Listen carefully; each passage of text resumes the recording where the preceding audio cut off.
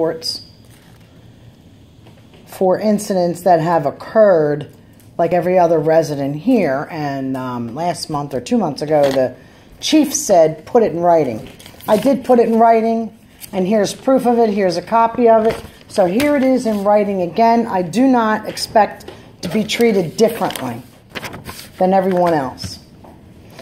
I'd also like the engineer to address, as she addressed in her last report last month, from what I'm told, she hired or had a structural engineer walk through my neighborhood, and the structural engineer determined that there's no structural damage. Is that true? He walked on the street and he said he did not see evidence of any structural damage. Okay, so I have several security systems, and out of the 8 cameras I have, not once did I see anyone walking up and down the street looking, checking for properties, for structural damage. And I don't know how you can tell there's not structural damage from walking up and down the street. Here's a letter from Engineering Concepts. The structural engineer is Kevin Blaine. I believe he has worked with you numerous times. You don't know? Well, he told me, yes, he has worked with you several times. And right here, it clearly says that there's significant structural damage to 206 Highland Avenue. Beginning in about 2012, vast amount of soil have been removed from the property at 10 Quarry Street, which is a residential area. It's not zoned commercial.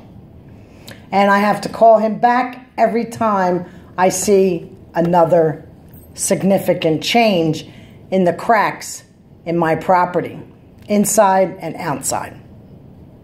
So I'm going to ask this council again, every single person that violates something in this town, you pull their non-residential occupancy permit, except Arthur Barone, who did the cement work here and who has known the chief for numerous years.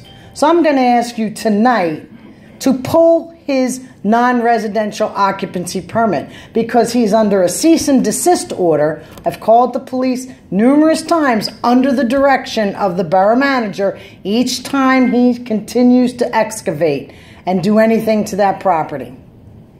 So he ignores your cease and desist. He needs to stop operating there because he's not resident. He's in a residential area. No, it's not. And my last thing, your 3 minutes is up, Ms. Brown. Can you show me that? Where's your timer? Your 3 minutes is up.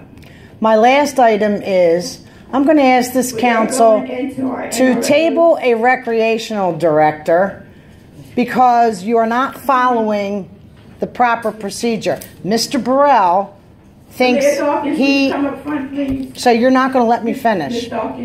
You can't make decisions without a 9-member council. Mr. Burrell decided to stop accepting applications. You don't have the position created. You don't have a job description. So you need to take it off the table and do the right thing. This is not Trumpville. This is Darby Borough, and we have a rule of law that we're expected to follow. And none of you follow it. Thank you so much. Ms. Dawkins, I'm sorry for that. Sorry for me expressing my First Amendment right? Tell us about your business.